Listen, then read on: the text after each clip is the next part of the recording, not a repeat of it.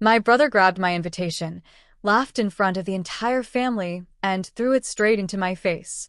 The room exploded with laughter. What none of them knew was that the piece of paper lying on the floor wasn't inviting me to a party. It was inviting me to become the owner of everything they thought belonged to them. And before sunrise, the same brother who humiliated me would be standing outside locked gates, begging me to let him in. Stick with me. My name is Ren Holloway, and I was 28 years old when everything changed. For as long as I could remember, I had been the disappointment of the Holloway family. No matter what I did, it was never enough. My older brother, Damon Holloway, was the opposite. He was the favorite child, and everyone knew it. Our parents, Randall and Patricia Holloway, never even tried to hide it. Damon could make mistakes, lose money, or fail at something, and they would still praise him. If I achieved anything, they barely noticed. One evening, our family gathered for a large dinner at my parents' house. Relatives filled the dining room, laughing and talking loudly. I arrived carrying a sealed envelope I had received from a law firm a few days earlier. I had not opened it completely. The letter instructed me to attend a meeting the next morning.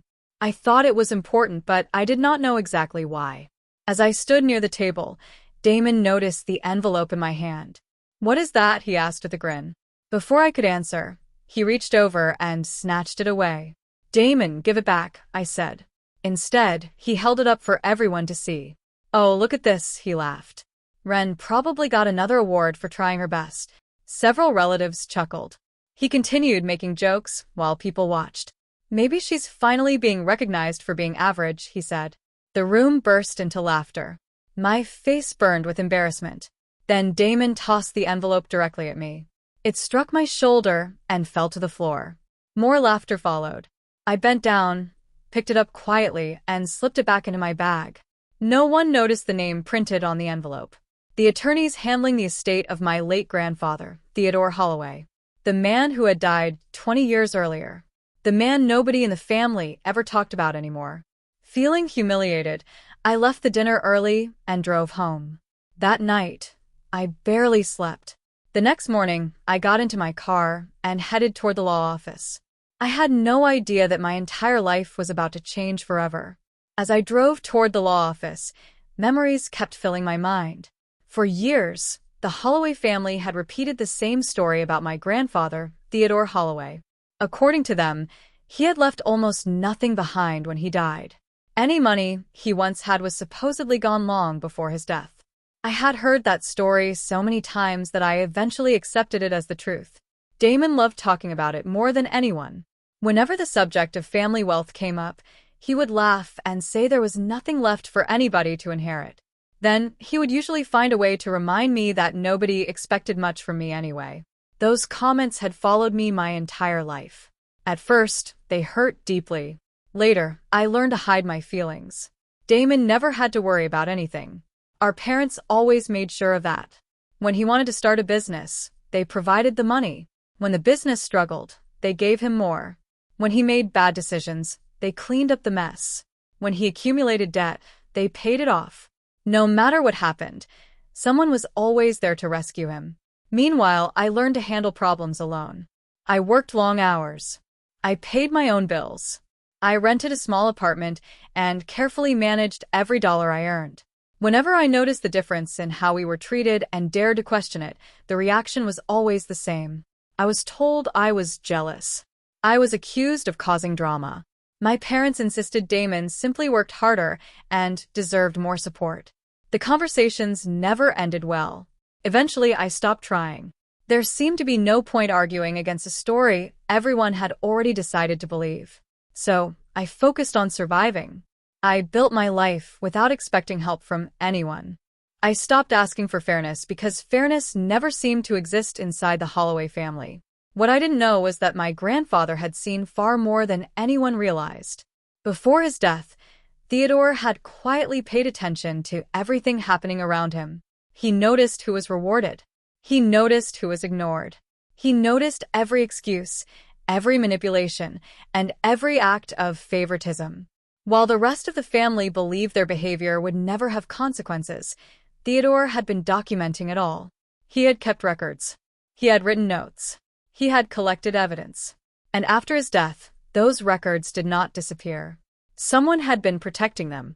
For 20 long years, they remained hidden from the family. Hidden from Damon. Hidden from my parents. And hidden from me. As I parked outside the law office and looked up at the building, I had no idea that answers buried for 2 decades were waiting behind those doors. The truth about Theodore Holloway was finally about to be revealed. The law office was larger than anything I had expected. Tall glass windows stretched from floor to ceiling, and the marble floors reflected the morning sunlight. As I stepped inside, I suddenly felt nervous. A receptionist guided me toward a private conference room. When I opened the door, I stopped in surprise. Several relatives were already seated around a long table. Even more shocking, Damon was there. So were our parents, Randall and Patricia. The room fell quiet as I entered. Nobody smiled. Nobody greeted me. I took an empty seat near the end of the table and waited. A few minutes later, an attorney walked into the room carrying several thick folders. He introduced himself and sat down at the head of the table. "Thank you all for coming," he said. His serious tone immediately caught everyone's attention.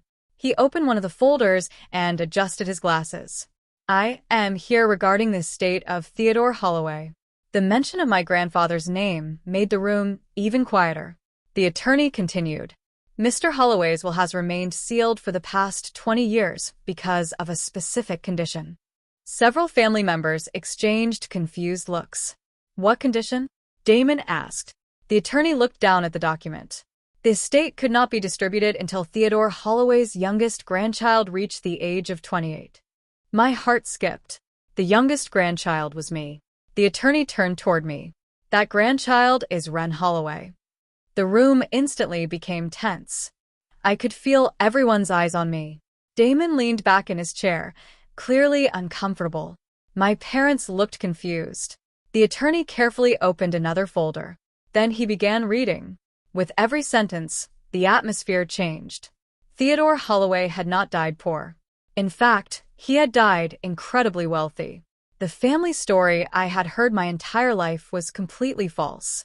His fortune had been hidden inside trusts, investment accounts, commercial properties, land holdings, and private business interests. The attorney listed asset after asset. The numbers seemed impossible. Millions here, millions there. Property values, business shares, investment growth over 2 decades. The total value now exceeded $90 million. Nobody spoke. The room became completely silent. Damon stared at the table. My mother looked pale. My father looked as though he couldn't believe what he was hearing. I sat frozen in my chair. $90 million. The number didn't even feel real. Then the attorney turned another page. "I will now identify the primary beneficiary." Every person in the room seemed to stop breathing. Damon straightened in his chair. For years, everyone had treated him like the future owner of everything. The attorney looked directly at me. "The primary heir to the Theodore Holloway estate is Ren Holloway." The silence that followed felt louder than any scream I had ever heard. Nobody moved after the attorney announced my name. The silence hung over the room like a heavy cloud. I could barely breathe. For my entire life, I had been treated as if I mattered less than everyone else in the family.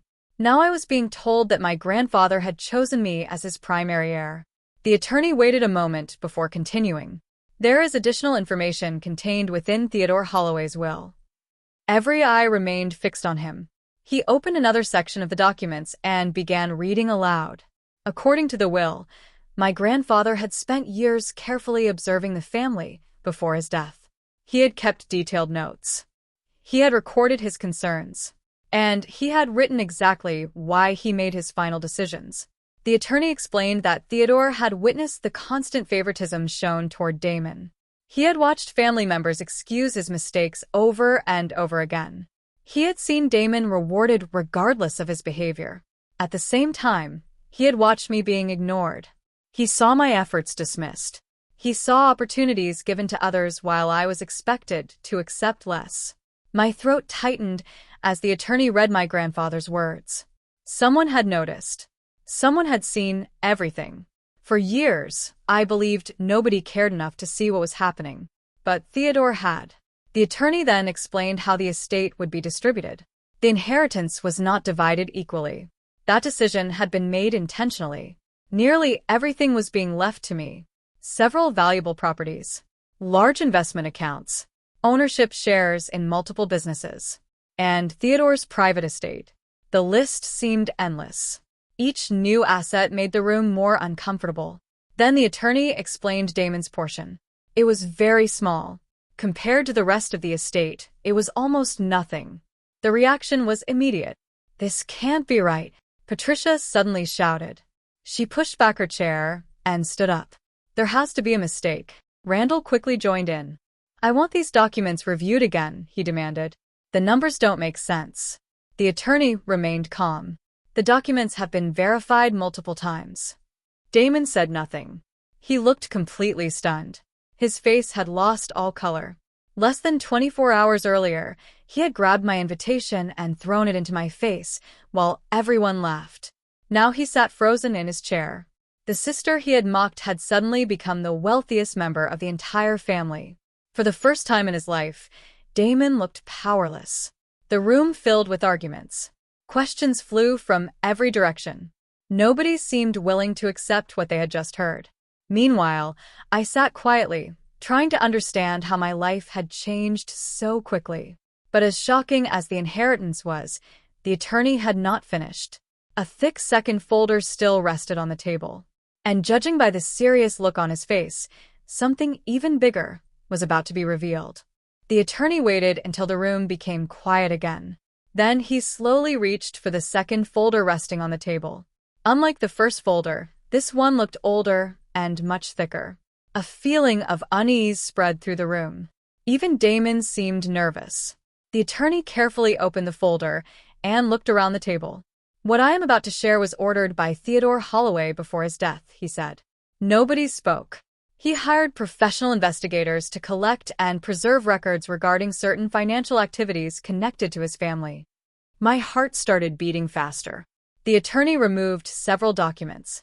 There were financial statements, bank records, private notes written by Theodore, signed witness statements. The stack seemed endless. The room became completely silent. Then the attorney began reading. At first, the information sounded confusing.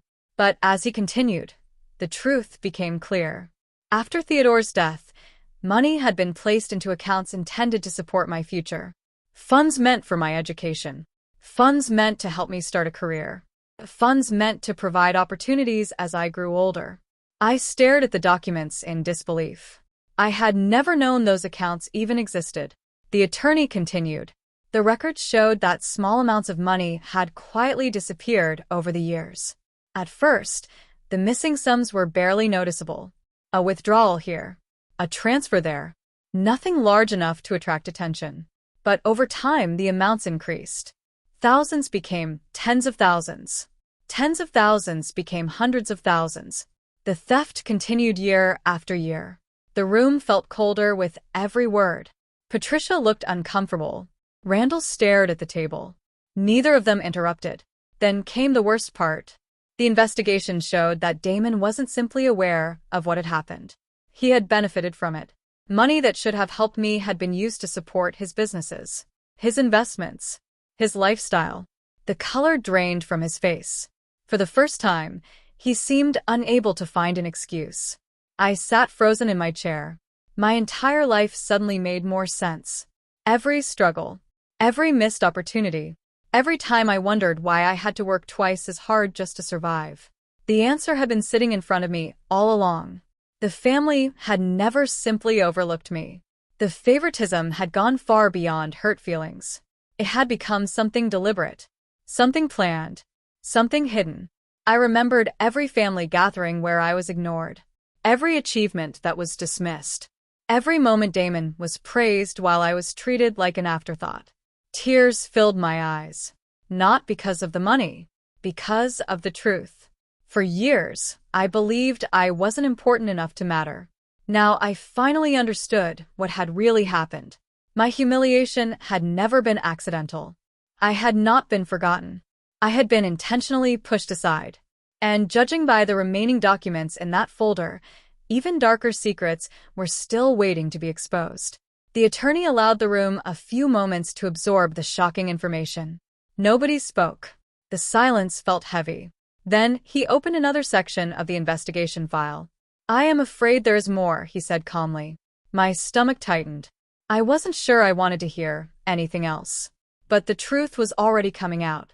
There was no stopping it now. The attorney began presenting additional records collected by Theodore's investigators. More financial statements appeared. More transfers. More signed documents. This time the evidence pointed directly toward my parents, Patricia and Randall Holloway.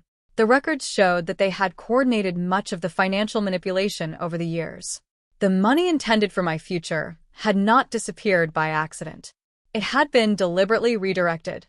Funds meant for my education had been used elsewhere. Money intended to help me build a career had been moved into accounts connected to Damon. Business investments, debt payments, personal expenses. Again and again, the same pattern appeared. Every path led back to my brother. I looked at my parents. Neither of them denied it. Their faces said everything. The attorney continued reading. The investigators had collected witness statements from former accountants and financial advisors who had worked with a family years earlier. Several described conversations about protecting Damon's future at any cost. Others confirmed that resources were regularly directed toward him, while I received almost nothing. Then came a statement that hurt more than any number. According to the records, family members often viewed my financial struggles as a benefit. If I had less, there was more available for Damon. If I succeeded, I became competition. If I failed, their plans became easier. I felt my chest tighten. For years, I thought my family simply preferred Damon. Now I realized the truth was much darker. My exclusion had been intentional. The attorney then turned toward Damon. "There is also evidence regarding your knowledge of these activities." Everyone looked at him. For a moment, he said nothing. Then he lowered his head. "I didn't know everything," he said quietly. "But I knew some of it." The words hit me harder than anything else. He had known. Maybe not every detail. Maybe not every transaction. But he had known enough. And he had accepted the benefits anyway. The room felt colder than ever. Everything I believed about my family collapsed in that moment. The betrayal was bigger than stolen money. It was years of lies.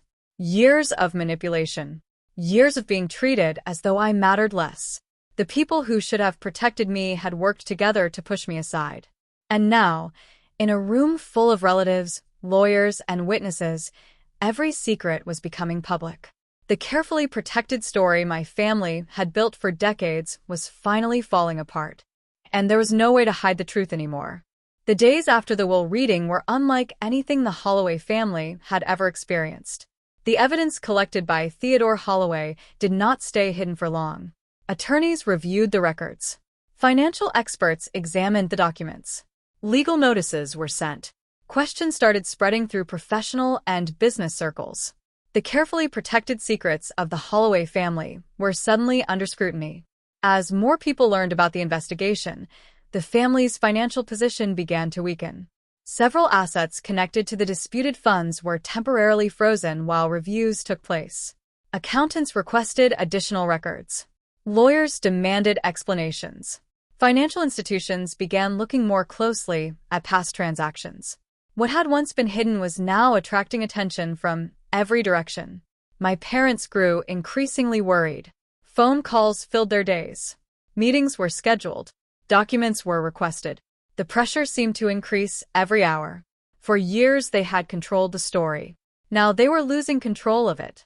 The situation became even worse for Damon. His company depended heavily on confidence and reputation. Both began disappearing quickly. Business partners who once praised him started asking difficult questions. Investors became cautious. Several projects that had seemed secure suddenly slowed down. Some were delayed completely. Others were placed under review. Banks examined existing loans more carefully. Requests for additional information arrived almost daily. The easy path Damon had always enjoyed was disappearing. For the first time in his life, people expected answers. And this time his charm could not solve the problem. I watched from a distance as the consequences continued to grow. The people who once surrounded Damon were no longer eager to stand beside him. Some stopped returning his calls. Others quietly distanced themselves. A few publicly denied being closely connected to him at all. The change was dramatic. Only weeks earlier, many of those same people had admired him. Now they wanted nothing to do with the controversy surrounding the Holloway family. Meanwhile, my own life was changing in a very different way. The attorneys handling Theodore's estate began helping me understand the responsibilities that came with my inheritance. For the first time, I had access to resources that allowed me to plan for my future instead of simply surviving from month to month. Each day I felt stronger, not because of the money itself, but because the truth had finally been exposed. The years of doubt were fading. I no longer questioned my worth. I no longer believed the lies my family had spent years repeating. The balance of power had completely shifted. The brother who once stood above everyone was struggling to hold everything together. The sister who had always been pushed aside was finally standing on solid ground. And as Damon's carefully built world continued to crack under pressure, I realized something important. The consequences he faced were not created by me. They were created by the choices he and the rest of the family had made long ago. A week after the will reading, I finally visited Theodore Holloway's private estate. The ownership transfer had been completed that morning. The attorneys handed me the final documents, and for the first time, the property officially belonged to me. As my car approached the estate, I understood why people spoke about it with such admiration. The property was enormous. Rolling hills stretched across the horizon. Beautiful gardens surrounded the main house. Ancient trees lined the long private road leading to the entrance. Then I saw the gates. They were massive. Tall black iron gates stood between stone pillars covered with carved details. They looked less like the entrance to a home and more like the entrance to another world. When the gates slowly opened, I felt a strange mix of excitement and sadness. This place had belonged to my grandfather, a man I barely knew, a man who, despite everything, had spent years protecting me. I stepped inside the estate and began exploring. The main house was beautiful. Every room seemed to hold a piece of family history.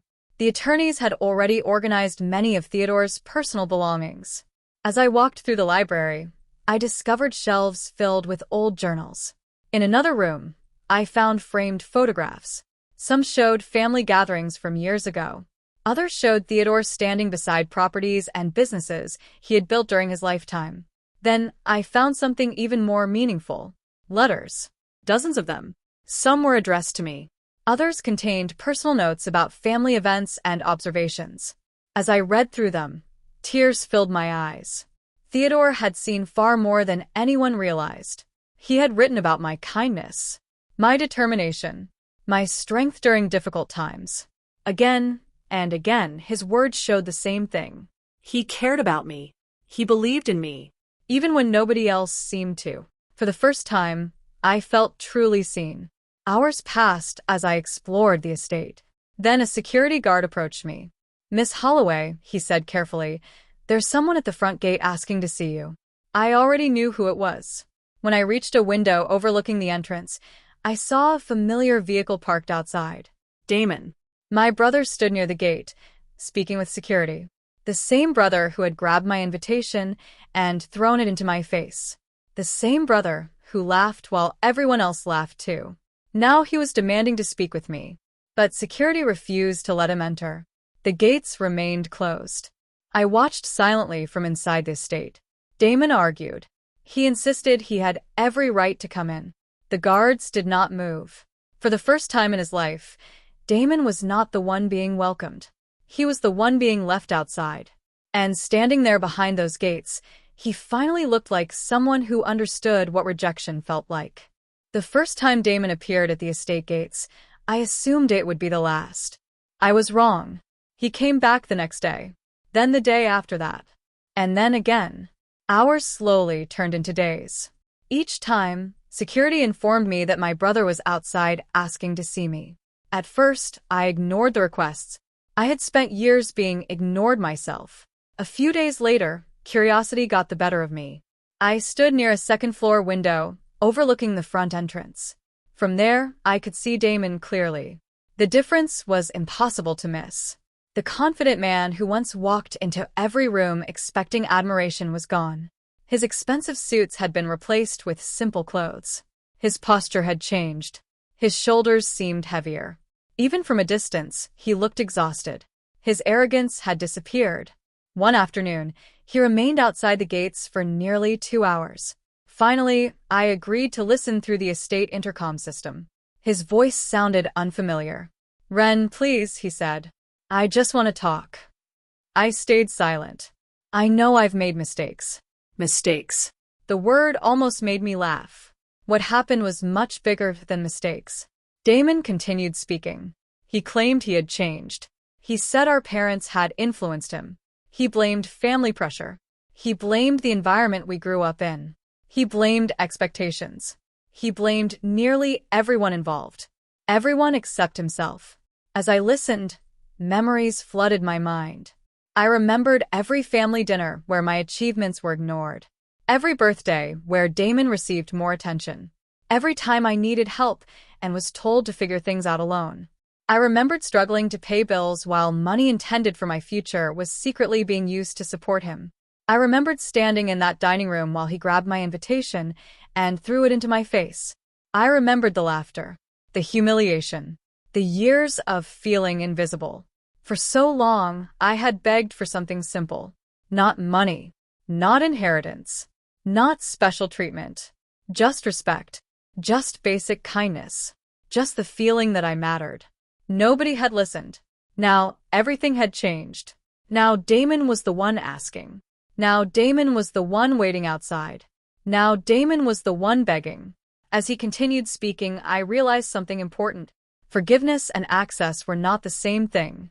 Maybe one day, I would let go of the anger. Maybe one day, I would stop carrying the weight of those painful memories. But that did not mean I had to reopen the door. It did not mean I had to pretend the past never happened. And it certainly did not mean I had to allow the people who hurt me back into my life. When Damon finally stopped talking, I quietly stepped away from the intercom. The gates remained closed. And for the first time, I felt completely at peace with that decision. A few days later, I decided it was time for one final conversation.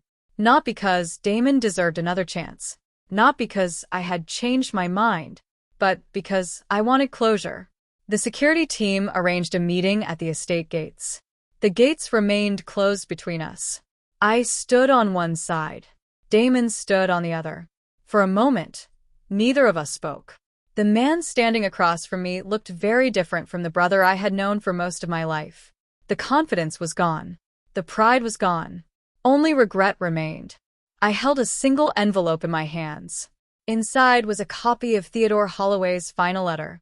The letter he had written shortly before his death. I stepped forward and handed it through a small opening beside the gate. Damon accepted it quietly. "What is this?" he asked. "Something Grandpa wanted us to understand," I replied. He opened the letter and began reading. As his eyes moved across the page, his expression slowly changed. Theodore's words were simple but powerful. He wrote that true family is not measured by blood. It is measured by actions. By loyalty, by kindness, by the way people treat one another when there is nothing to gain. The letter explained that love without respect is not truly love, and family without honesty cannot survive.